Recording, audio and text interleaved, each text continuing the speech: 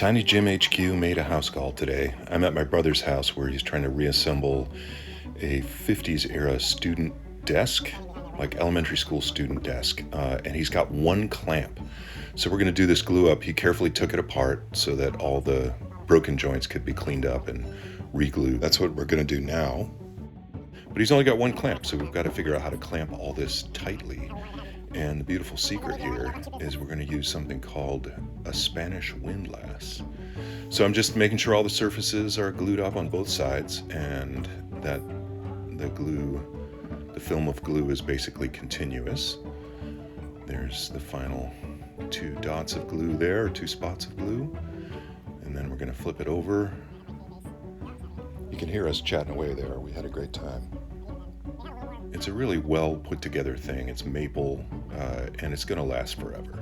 The joints had come apart, of course, but with some Titebond wood glue in there, it'll be good to go for another 50 years at least.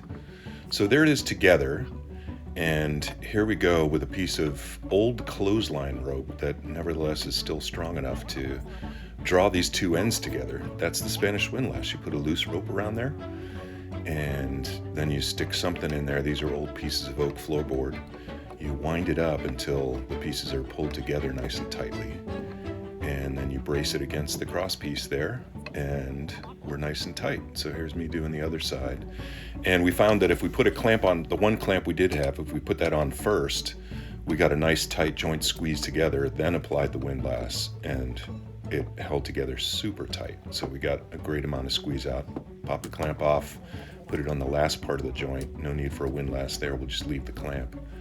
And then we're gonna take some wet paper towel and clean up the joints and make sure that there's no visible crusty glue when it dries, and there it is. If you don't have enough clamps, try the Spanish windlass.